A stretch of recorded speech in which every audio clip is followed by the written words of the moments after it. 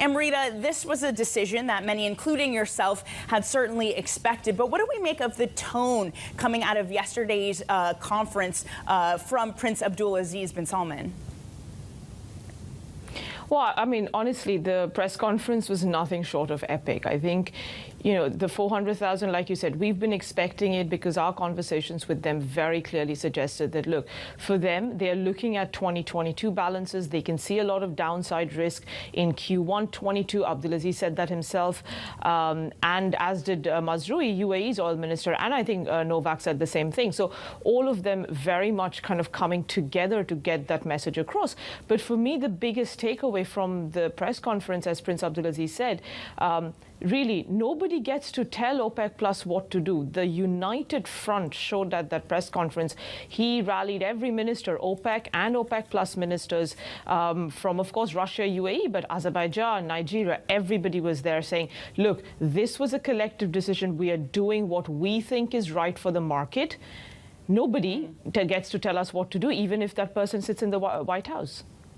Yeah, a very clear message there. Does that to any extent present political problems, political tensions between Saudi, OPEC, and the U.S.? Or was this enough of a united front to really avoid any of that?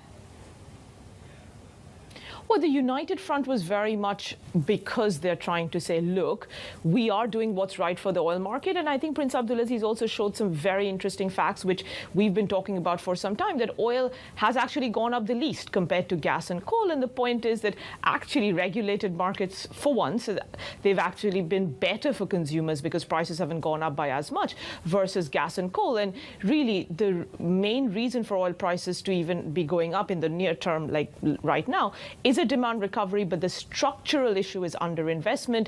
And the more we talk about energy transition and move away from fossil fuel, higher prices are here to stay. So that was the message they were trying to give. But to your question about the political issues, look, the Biden administration had been sending signals, very clear signals, saying if OPEC Plus don't act, then, you know, we as consumer governments will be ready to do something. Well, that's clearly a veiled threat towards an SPR release.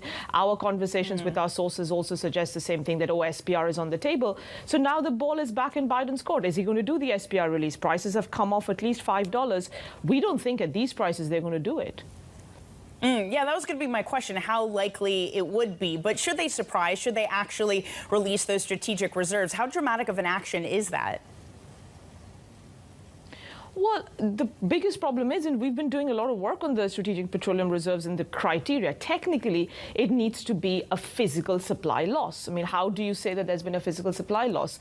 And they would, of course, want to do it in conjunction with the IEA. We don't think the IEA is going to join in. And maybe so they kind of call in on China and India. But China and India have already been releasing SPR, much like Japan and Korea. It's been a kind of systematic drawdown because market is so tight, and SPR is the only available barrel to have right now.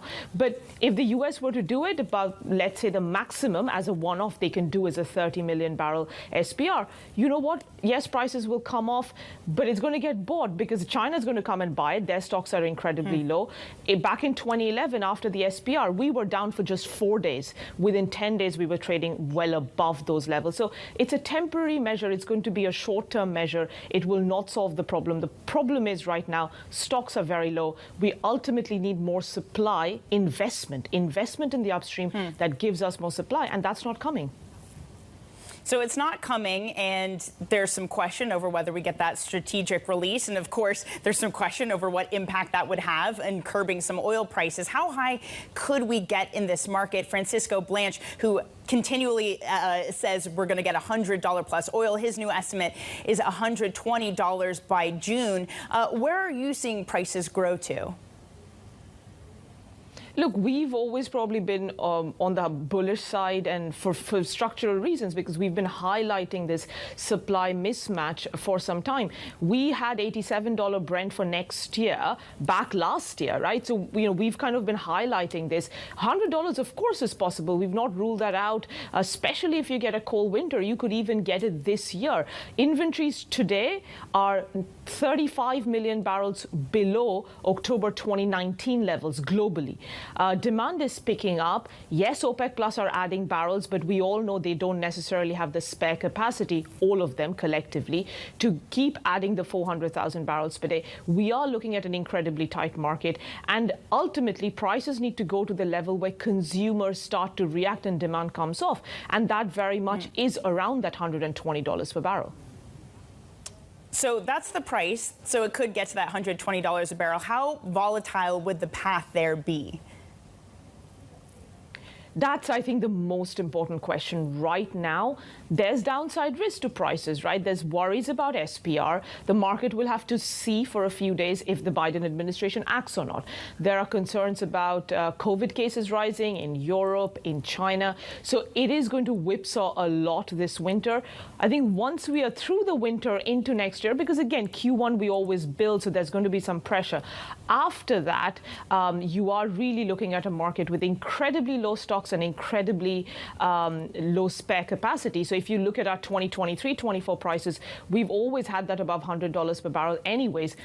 That gets brought forward definitely into 2022. But the next 3 to 6 months will be a lot of volatility because of the winter pressures around COVID as well.